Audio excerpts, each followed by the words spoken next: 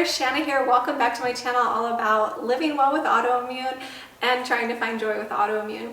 So what a difference a day makes, a week makes. I am feeling so much better. As I mentioned in last week's video, I was in a nasty flare, one of the nastiest I've had in a long time. Overall, I am feeling so much better, and it really is a testament to the importance of patience, remembering that when we stay the course, when we find ways to support our health, those little choices that we make do add up and that we will feel better in time. Also happy to report I have been back on my walking. I just kind of eased back into that. Zoe and Tank are super happy that I'm back walking as well. I just want to pause here and just thank you for all of your love and your support and your encouragement and your prayers that you've shared with me as I was in this nasty flare. I read every single one of your comments.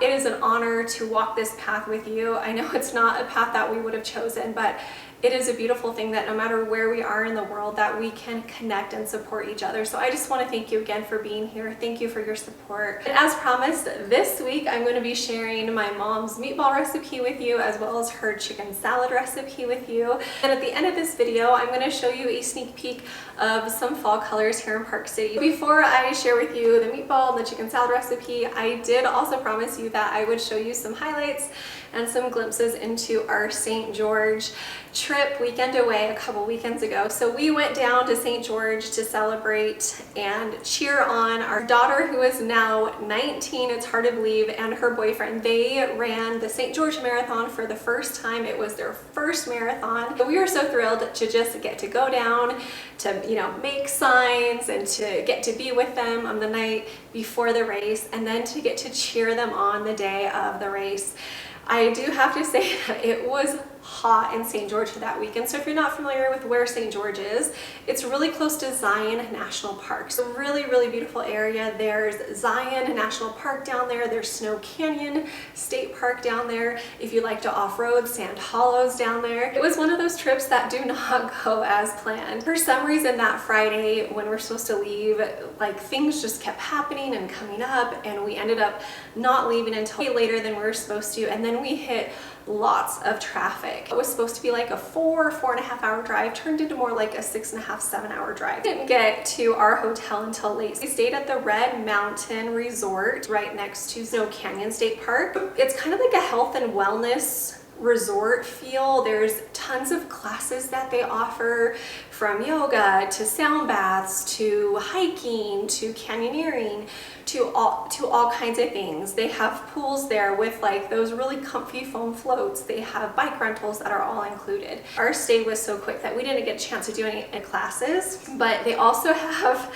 a labyrinth there. You can walk it. The idea is that as you enter the labyrinth, you come as you are, and a lot of us have things that we're weighed down by, things that are on our mind, and then you walk around into the circle and you're quiet and you're just focusing on walking, and then in the middle you keep going, but all of a sudden you're going outwards now, and so you end up back where you started. But the idea is that you've let go of what was weighing you down or holding you back. I've done, I think, 2 or 3 labyrinths in the past. This one might have been my favorite. The red rock was in the background and it was just so gorgeous. I did talk to somebody at the resort who told me that if you go up Snow Canyon State Park through that Ivans entrance, you can go to the end of it, park and walk. You can see the marathon runners at mile 16. And so I was like, yes, let's do this. And he mentioned that you can also ride bikes through Snow Canyon, and he mentioned that the resort rents bikes for free. So we were looking at where our daughter was and trying to figure out are we going to be able to see them? I don't even know how to explain what happened next. What this man, who had probably the best of intentions, did not tell us was the bike ride up Snow Canyon, you gain 1,000 feet of elevation in 5 miles or something like that. Maybe it's not quite 1,000 feet, but it's intense. We rode to the entrance of the park and we're passing all these cars and we're yeah, we did the right thing. Within a quarter mile to half a mile, we're should we turn around? I'm already out of breath, and I'm that mama heart that you're just I want to go cheer them on. I want to do this. I'm gonna dig deep. So we keep going, and I am just huffing and puffing and just really struggling. And my husband, who is in like really good shape, he starts struggling too. And he's like, no, this is hard. We see that we might miss them if my husband waits for me. It's like 90 something outside, keep in mind too. And I hadn't eaten breakfast because my smoothie stuff had frozen too much and I couldn't blend it because it wasn't working. So I hadn't eaten anything yet. It was just like one of these things that I'll make sure never happens again. But when you're in it, things just kind of keep happening, you know? Long story short, I mean, I don't know how long it took, but I was just huffing and puffing. Heart rate was crazy high. Legs are burning. I'm just exhausted. And I'm just trying to make it to get to cheer her on for like 4 seconds, right? In this one spot. Finally, I'm almost there and my husband calls and he's like, you're gonna make it. There's still like X amount away. And I'm like, okay. So I like just keep going. I'm like digging deep. I don't know what exactly happened next. I kind of had like one of those out of body experiences. I remember him calling me, and at this point there's no bike lane. I'm on the side of the road going up the state park. People are passing me on e-bikes. Like, what are you doing? It's not a road bike we're on. It's not an e-bike we're on. It's not like some nice mountain bike we're on. They're basic bikes. They do have gears, but people are like, did you forget your e-bike? Like, what are you doing? It was obvious that nobody else had bikes like this. We had no business doing this. But again, I'm just, okay, you know, we've made it this far, you know, I'm just gonna keep going. My husband calls me and says, I was wrong. They were closer than I thought, like ran past. You're not gonna get to see him. I don't know what happened next. All I know is that the next thing I know, he's like right there off my bike. I hand him my bike and then like I basically collapse on the ground. All I know is that I had a bunch of people over me. Every time I tried to sit up, I'd get like dizzy. My husband said I was like shaking. It's kind of all a blur to me. All I know is I pushed myself as hard as I could. Some really nice people gave me water, gave me electrolytes. I was able to recover without going to the hospital. I was able to, in time, ride back down the canyon, which was a beautiful ride. It was quick and easy because it was all downhill. Made it back, and keep in mind, with my history of exercise intolerance, which I haven't had to deal with in a long time, I've been a lot better. I'm thinking, okay, what is this going to do to me for the rest of the day? But try not to play that what if game and try not to catastrophize. So just like staying present. We get back, I drink my smoothie, we hop in the truck, we go see them at mile 23. Got to see them, it was amazing, and we got to cheer them on. And then we were able to go to the finish line, cheer them on, and see them finish. We were told it was the hottest St. George marathon on record. It was their first marathon, and they did so great. It was incredible to just get to be there, to cheer them on, to show them love, to show them support. We love them so much and are so grateful that we're able to be there. After the finish line, we were able to go back to the hotel and just get in the pool and float, which I usually don't do great with pools and chemicals. I love to swim and float. I just love to swim in the ocean or in lakes or in rivers. As I was like floating and just hanging out in this pool with chemicals for like a couple hours, I was thinking, hopefully this is okay. We added on a night because we were supposed to go home Saturday afternoon, but all this stuff had happened and we're like, we're just gonna add on a night. So I didn't bring enough food for 2 nights, 3 days. I only had enough food for 1 night, 2 days. We ended up going out to eat. The place that we stayed at has a great restaurant with a lot of healthy options, but even though it's a healthy place with options, I think part of my autoimmune flare was not only from that exposure to heat and that crazy bike ride and the pool chemicals, but also from what I ate at the restaurant. I don't think I did that great of a job of being as careful as I usually am. So Sunday, we just basically got up and headed home. That was what happened with that weekend. Getting to be there and support our daughter and her boyfriend was so worth everything. I would do it again in a heartbeat, even if I couldn't change a thing. And I'm so grateful. Great, so I have a way of making a long story longer instead of a long story short. So sorry if that was crazy long. Let's go make some meatballs and some chicken salad. Couple of disclaimers before we start the meatballs. Number one, I am not a chef. I've been very open that nothing about my wellness journey has come naturally to me. I'm sure I don't chop things right. I'm sure I don't do a lot of things right in the kitchen. But you know what? My philosophy is done is better than perfect. I'm just gonna like give myself permission to show up as I am and to be completely imperfect in the kitchen. We're gonna do the meatballs first, and while I'm getting the meatballs put together, I've got the chicken boiling and the eggs boiling for the chicken salad. The meatball recipe, my mom came up with this recipe because we had a family favorite meatball recipe for years. It was like one of those like go-to easy meals that you can just throw together really quickly. I would use like frozen meatballs from Costco and then a jar of like Heinz chili sauce, I think is what it was called, and a jar of grape jelly, and you just like mix it all together and throw it in the oven and serve it over rice. One of our family's favorites when our kids were really little. My mom called me one day. I was like, Shanna, I have this meatball recipe, and she told me about it. And I'm like, oh, this reminds me of that recipe that I make. I do make the meatballs homemade now. I don't use that bag of frozen meatballs from Costco anymore. So I'm just using a pound of grass-fed ground beef. I wash my hands real quick, and I'm gonna do an egg. 1 egg per pound of ground beef, and I'll put the recipe in the description, but just know that you can tweak this, you can make this your own. I'm gonna tell you some tweaks that my mom does. That if you can hear little footsteps walking around, that is Tank. He is my shadow, and he like paces around our kitchen as I cook. I wash my hands again because I am like that. 1 pound of grass-fed ground beef. Here's an egg. Then you're also gonna add in a sweet potato. So this is kind of like instead of adding the oats in meatballs, I put a few sweet potatoes in the oven while I went on a walk. Came back, turned off the oven, and they've been cooling. So I like to cook sweet potatoes, bake them at about 400 for about an hour, and then I like to turn off the oven and just leave them in there, and they get really soft, and I love them that way. Just doing 1 pound of grass-fed ground beef, so you just need 1 sweet potato, but the reason I did 3 is because I like to eat my meatballs over half of a sweet potato. So since I'm prepping some meals, I baked couple extra sweet potatoes. So I just throw them right in the oven and I poke holes in them. I don't wrap them in foil. They do kind of drip or ooze, and so I have foil at the bottom of my oven. I'm gonna set these sweet potatoes aside. I'm gonna use this one. Just kind of take off the skin. I throw the sweet potato in here. Now I'm gonna add some seasoning. You can add whatever seasoning you want. I usually add chopped onion in here too, so I'll do like 1/4 of an onion to 1/2 of an onion per pound and chopped really finely. The other thing that my mom does that's awesome is she chops up all kinds of veggies and puts them in here. When we were in Emerald Isle and she made these, I don't know that she even put sweet potato in it. I can't remember, but I know she did like chopped zucchini, mushroom, and onion in the meatballs, and they were like nutrient dense, veggie packed meatballs, and they were so good. And I like onion in them. I just didn't want to take the minute to chop the onion because sometimes I don't feel like it. So I'm doing some sea salt and some garlic powder.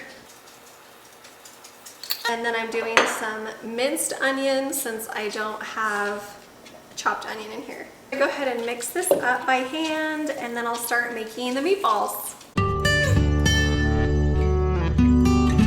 Meatballs are all ready to go. I'm gonna pop them in the oven, bake them at 350 for about 30 minutes. For this sauce, we're gonna use a jar of this grape jelly, St. Dalfer, really simple ingredients, and then 1 jar of Primal Kitchen Hawaiian style barbecue sauce. Since I'm doing just 1 pound of meat, I'm just gonna use 1 of each of these. If I was doubling it, doing 2 pounds, I would do 2 of each of these. And I'm basically just gonna heat them up in a large skillet so that I can add the meatballs to them after they are done. And that is it. You can serve the meatballs over rice. That's how my husband and my son like it. I love it over sweet potato. You could do it over cauliflower rice. The chicken and the eggs just finished so that we can make the chicken salad. And now I'm gonna add the Hawaiian barbecue sauce from Primal Kitchen.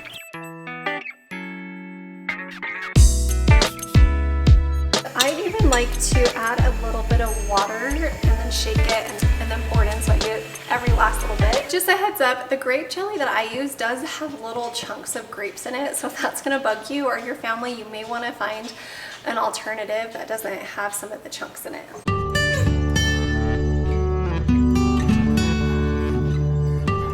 While the meatballs are cooking, I'm gonna shred the chicken, chop the egg, and work on the chicken salad. My mom has been making her chicken salad for as long as I can remember, and I was so excited when she made a version I can eat. And so I have never made it. She makes it for me. We live states apart, but it's one of those things that's just like having your mama's home cooking. This is like one of her recipes. But she texted it to me, so I'm gonna try to make it myself. I will post the recipe that she's sharing with me down below in the description. It's 3 chicken breasts cooked in slow cooker until tender. If you're gonna do the chicken in a slow cooker, she says cook them for about 3 to 4 hours, cool them, and then chop them. I just boiled my chicken thighs and then threw them in my KitchenAid and shredded them. Then 6 stalks of celery chopped in small pieces. I'm gonna get that out. 3 to 4 eggs chopped in small pieces. 1.5 cups Primal Kitchen mayo. 1.5 teaspoons of salt, 1 teaspoon of garlic powder, 1 teaspoon of onion powder. You mix all the ingredients in a large bowl. And then my mom wanted to make sure I tell you that she's one of those cooks that really like fidgets with things and like tastes it and can like know what to do. I am not one of those cooks. I'm like, give me a recipe or keep things simple. I think I'm becoming more like her as I practice, but it's something I really admire about her. And just like a pause and a huge shout out to my mom, a huge thank you to my mom for not only birthing me and being there for me my whole life, but also being willing to share these recipes with you guys. Because as excited as I am that I have chicken salad I can eat, I'm guessing you're probably pretty excited too. My mom also says mix all the ingredients in the bowl and then increase or decrease the mayo and the seasonings according to your taste. And she says I topped mine with curry and loved the different flavor it added. So that's something that she did. She said there's other add-ins that you can do, like chopped pickles or tablespoons of maple syrup sugar. I'm gonna add some maple sugar to mine because I like that kind of sweet taste to it. My mom's kind of given us a template and you can run with it and change it up however you'd like to add, take things out, adjust as feels supportive to you and to the way that you eat. So I shredded the chicken. I'm gonna chop some egg, get the celery in, get everything in and mix it all together.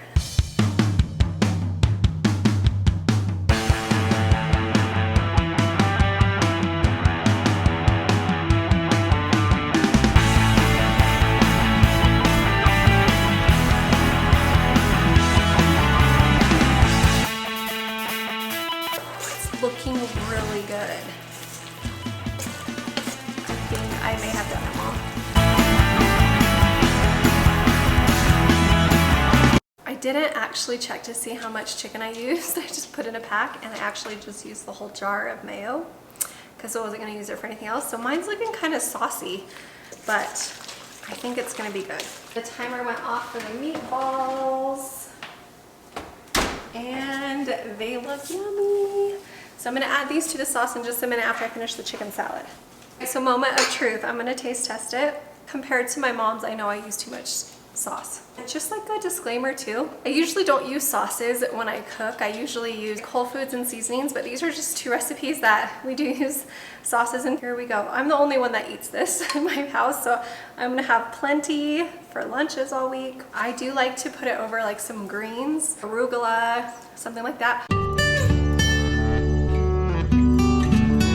It was so good. It's not even chilled yet. It's just gonna get even better when it's chilled. The meatballs are done, the sauce is done. I'm gonna put the meatballs in the sauce and I'll put some of the meatballs over sweet potato for my meal prep, and then I'm gonna make some rice for the guys. Great, so that is my mama's chicken salad recipe and meatball recipe.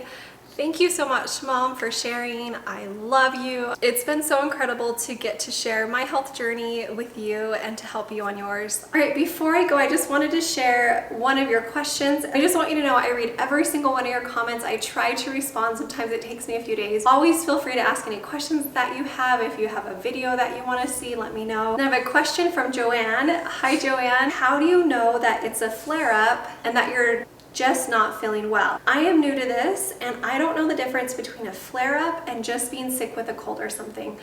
I love this question, Joanne, because I felt the same way.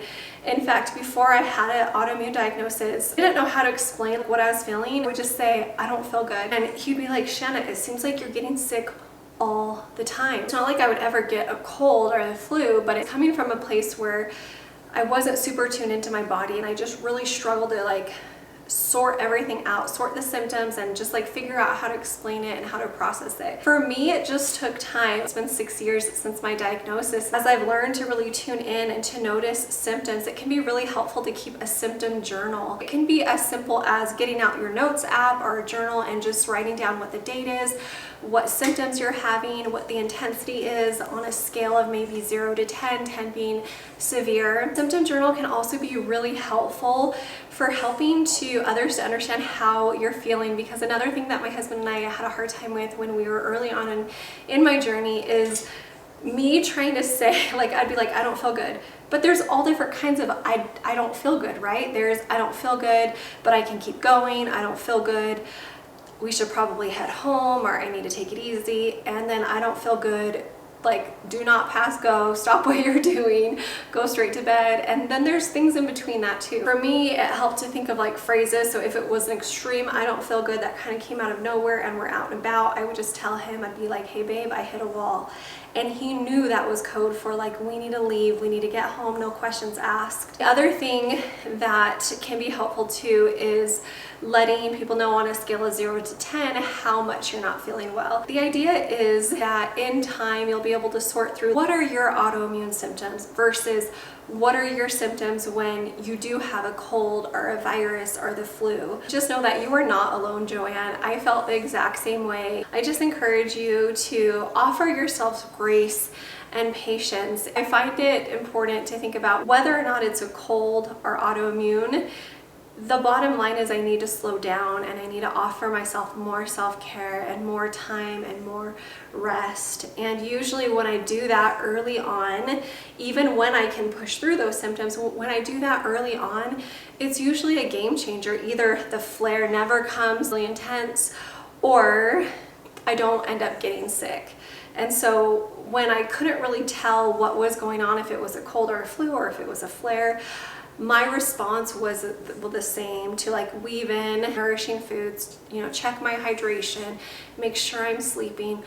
Stress is so huge for so many of us, so make sure I'm doing things to help to reduce stress or setting boundaries. Thank you for all of your comments, your love, your support. You guys are seriously the best. Meatballs are... And I just realized I forgot to preheat the oven. Is that how you say it? I'm not sure. I didn't read the instructions that I was supposed to chop them, so I'm gonna have shredded chicken salad instead of the chopped chicken, which I'm sure is fine. And I just cracked my first one. I cannot stand making hard-boiled eggs, and I can't stand how they smell. Is anybody with me? I have like a super sensitive sense of smell, and I'm like, but it's gonna be worth it. Curious, do I stir it with tongs, a wooden spoon, one of these guys?